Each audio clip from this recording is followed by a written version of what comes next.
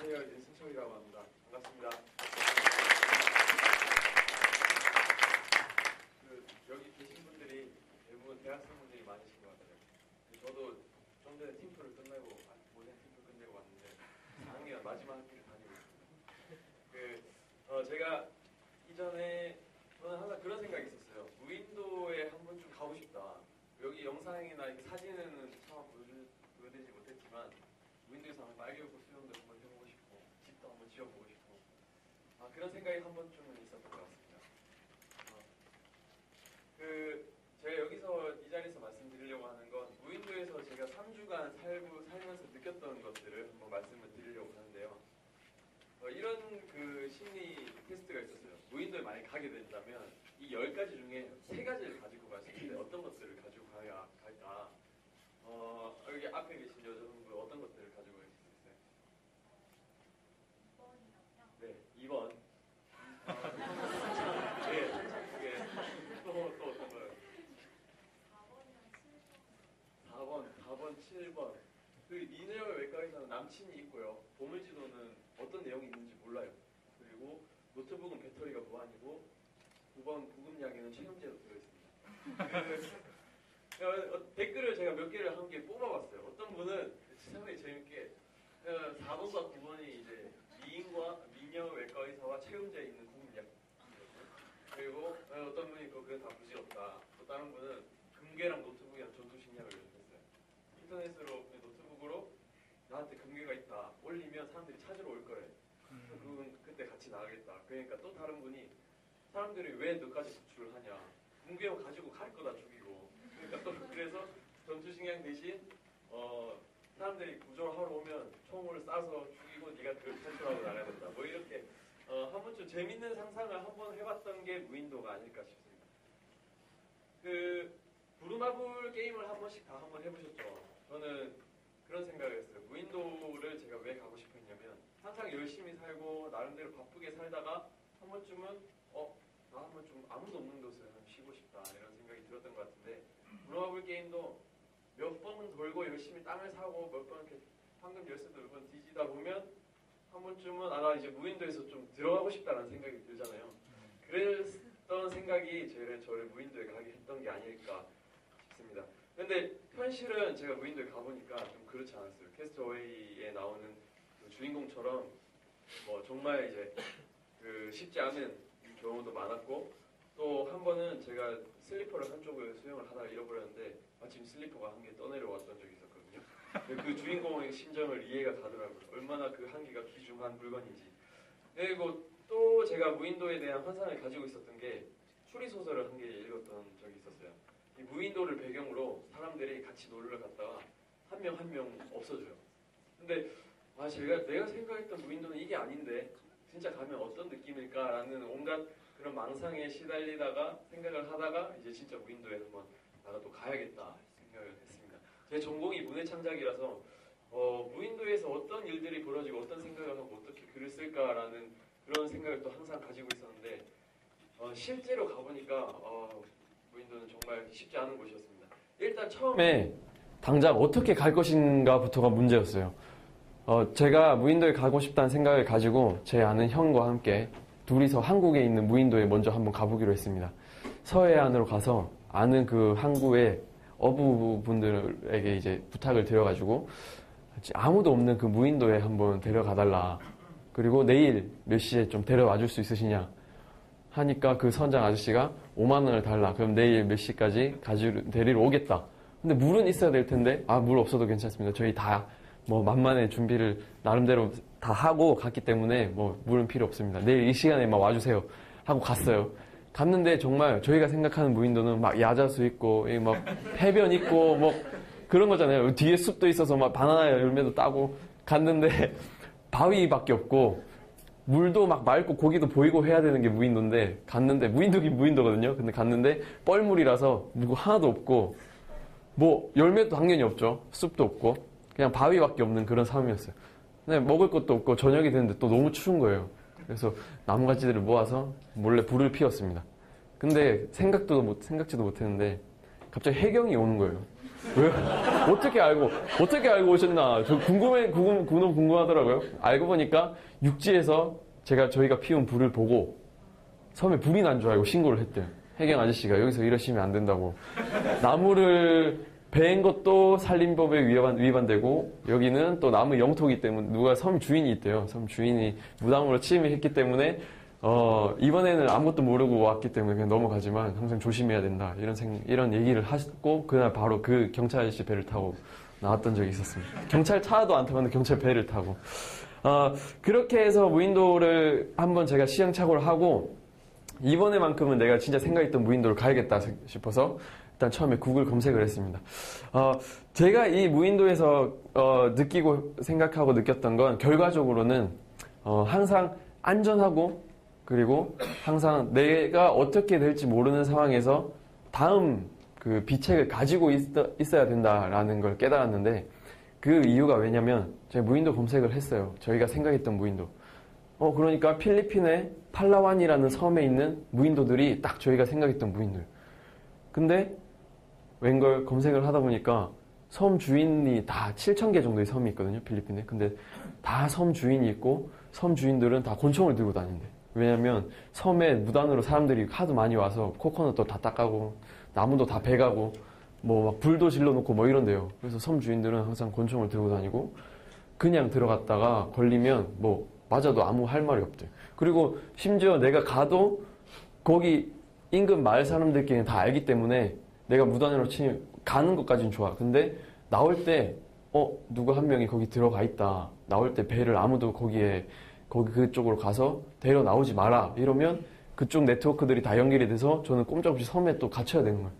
그래서 한 800 몇십 페이지를 한 이틀에 걸쳐서 계속 무인도에 검색을 하다가 어떻게 하면 갈 수 있을까 검색을 하다가 한 필리핀에 계신 한 한국 분을 알게 되고, 새벽에 연락을 드려가지고 그러면 내가 섬 주인을 한 명 알고 있는데 필리핀에 오면 내가 소개시켜 주겠다, 이까지 얘기가 됐어요.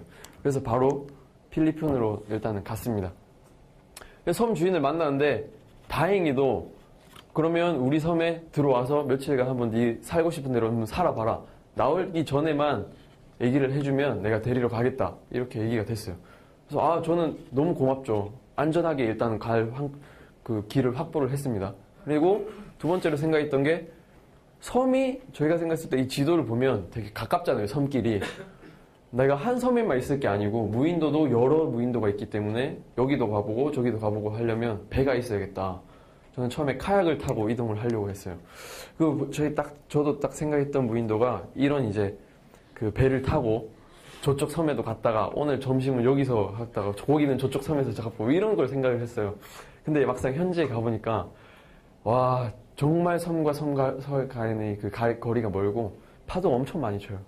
그래서 또 한 번 느꼈어요. 현장에서 직접 또 가서 그때그때 그 현장에 맞는 그 대처를 해야 된다라는 걸 또 한 번 느꼈는데, 그래서 섬 주인 아저씨한테 말해서 배가 너무 사실 카약을 살려고 했고, 카약을 하려고 했는데 안 되겠다 싶어서 섬 주인 아시는 분, 그 배를 아시는 분에게 또 안전하게 그런 배를 타고 가겠다라고 이야기를 했습니다. 처음에는 그 카약을 사려고 없는 게 없다는 그 이베이에 검색을 했어요. 또 심지어 이제 윌슨 배구공도 파는 그 이베이인데, 아니나 다를까 카약 당연히 팔죠. 카약을 팔고 제가 주문까지 했다가 현장에서 이제 취소를 했었습니다. 부질없는 저와 제 동생이 만들었던 이 뗏목인데, 정말 한번 나갔다가 이 뗏목을 타고 나갔다가 바로 한 200m도 못 가서 뒤집어지는 바람에 그때 카약을 타고 갔으면 우린 정말 죽었겠다 라고 또 한번 깨달음을 얻었던 적이 있었습니다. 그리고 또 한 번 두 번째로 느꼈던 게 이런 걱정이 있었어요. 뭐 TV나 영화 이런 것들을 보면 저 사람들 어떻게 저기 있는 식물들에 대해서 잘 알고 식생을 잘 알고 저거 어떻게 먹지? 좀 먹으면 안 될 것 같은데 저거 어떻게 이렇게 요리를 잘하지? 뭐 이런 생각이 항상 있었어요. 근데 내가 무인도에 가면 내가 못 먹는 걸 먹어서 갑자기 죽는 거 아닌가? 뭐 이런 최악의 시나리오까지 생각을 해보겠죠, 당연히. 3주 동안 혼자 있는데. 그래서 어떻게 할까 고민을 또 했어요. 어떻게 하면 안전하게 갈까? 죽으면 안 되니까. 그래서 또 한 개 생각을 했던 게, 아, 그러면 내가 이 무인도에 대해서 잘 아는 친구를 한 명 내가 소개를 받아보자. 이제 섬 주인 아저씨가 소개시켜준 보트를 타는 친구가 있잖아요. 보트를 운전하는 친구. 그 친구한테 또 물어서 그러면 내가 무인도에서 진짜 지금 실제로 무인도에서 혼자 섬을 지키기 위해서 살고 있는 친구가 있어요. 그 친구는 섬 주인이 이 섬을 지키라고 그냥 땅하고 무인도에 네가 다 줄 테니까 네가 무인도 섬 지키면서 혼자 살아라. 가족들을 데리고 오든 네가 여기 살아라. 이런 친구인데 이 친구를 한 명 소개시켜줬어요. 그래서 그 친구한테 낚시하는 법이나 그 다음에 집 짓는 법이나 이 작살 만드는 법이나 뭐 밥 대나무 통 만드는 법이나 이런 것들을 많이 배웠습니다. 작살 만들기도 하고 그 친구가 이 친구예요. 준준이라는 친구인데 진짜 현지인 같죠. 이 친구가 방송 용어로 치면 현지 스텝 겸 현지 가이드 겸 현지 구급팀 겸 오만 역할을 다 했던 그 친구였습니다. 네, 저는 그런 생각이었어요. 항상 저희 이런 강연 자리나 아니면 뭐 누구의 이야기를 들을 수 있는 TV 자리를 보면 항상 강연 주제가 저는 비슷하다고 생각했던 게 뭘 도전을 해야 된다. 어디를 꼭 해봐야 된다. 아니면 모험을 해봐야 된다. 이렇게 얘기를 하는데 저는 좀 생각이 달랐어요. 제가 그 전에 사막도 가고 여러 군데를 다녀봤지만 항상 생각했던 건 많이 하는 건 좋은데 그 뒷면에 그렇게 했던 사람들은 그 뒷면에 엄청 자기가 준비를 엄청 많이 했거든요. 그러니까 안전해야 되고 첫 번째로 제가 생각했던 것처럼 두 번째로 언제 어떤 일이 벌어질지 모른다는 것에 대한 그런 리스크에 대한 준비 과정이 그런 얘기들을 항상 안 하세요. 그래서 저도 사막 가기 전에 그냥 사막 가면 되는 거 아닌가? 무인도 가기 전에도 그냥 무인도 가면 되는 거 아닌가? 라고 생각을 하다가 그 베어 그릴스 형의 다큐멘터리와 책을 보고 그게 아니구나. 정말 이 보이지 않는 거에서 준비해야 될 게 많고 무엇보다 안전한 게 최고구나 라는 생각을 했었던 적이 있었기 때문에 이 친구를 또 소개를 받아서 안전하게 가자라는 생각으로 이제 무인도에 처음에 들어갔습니다. 많이 잡았어요. 고기 정말 많이 잡았어요. 랍스타도 잡고 대왕조개 트럼펫 피쉬 다금바리 같은 고기도 잡았고요. 그리고 거북이를 또 한번 만난 적이 있었어요. 근데 거북이가 또 웬걸 알을 놓고 가는 바람에 진짜 이거 쓰다지 못한 또 행운을 얻기도 했습니다. 근데 또 궁금했어요. 만약에 나 혼자 왔으면 이 거북이 알을 먹을 수 있었을까라는 생각이 들었어요. 왜냐면 사실 좀 무서운 거예요. 내가 아무것도 모르는데 여기서 그리고 또 사진은 없지만 실제로 거기 바나나 열매도 열렸었고 이상한 과일 같은 것도 많이 있었고 고기들도 독이 있을 것 같이 생긴 고기들을 많이 봤어요. 근데 가오리도 하고 근데 보통 그렇게 보고도 있고 하면 좀 무서워서 못 먹었을 것 같은데 그때마다 이제 이 친구한테 제가 이제 항상 안전하게 가야 된다는 생각으로 데려온 친구한테 항상 먼저 물어보고 그리고 항상 어떻게 이거 어디 부분을 빼야 되고 어떤 걸 먹으면 안 되고 이런 것들을 물어봤던 것 같아요. 코코넛 크랩도 만난 적이 있었습니다. 코코넛 크랩도 저 혼자 갔으면 숲에서 개가 나오기 때문에 얘는 좀 돌연변이다 못 먹었다 했겠는데 얘가 코코넛 크랩이 제일 맛있는 개다 이렇게 소개를 해줘서 또 이 친구의 그 조언 아래서 또 먹었던 적이 있었습니다. 근데 또 한 개 걱정됐던 게 있었어요.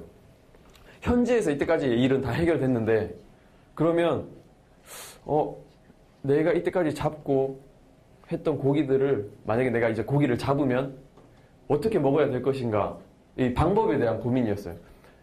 제가 한국에서 무인도 가기 전에 내가 분명히 무인도에서 고기를 잡을 거기 때문에 이 고기를 먹는 방법은 알아야 된다고 생각을 해서 그 일식집에서 회를 뜨는 걸 배웠어요.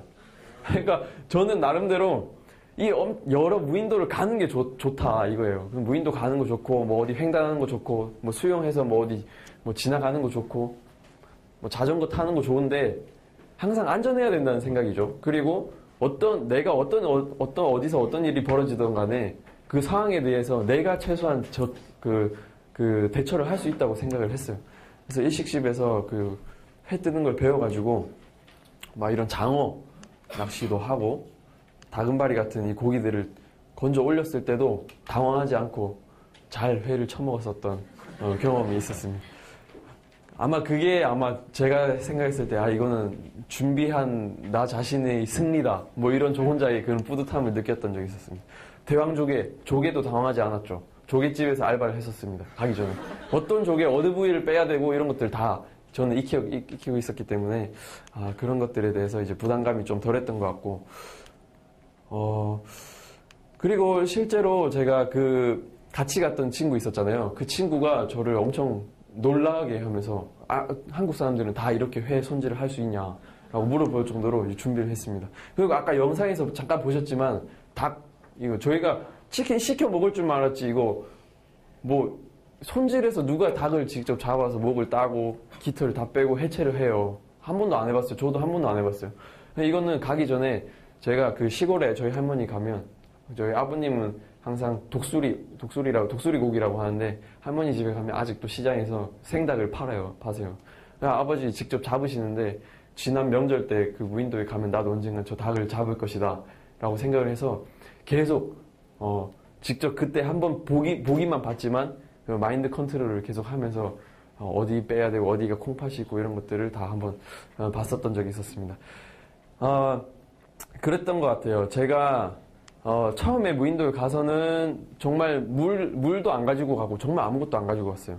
나는 목 마르면 내가 바닷물 증발시켜서 어떻게든 물을 만들고 뭐 어떻게 내가 코코넛을 따서라도 먹겠다 했는데 실제로 가보니까 코코넛 나무가 엄청 높아요.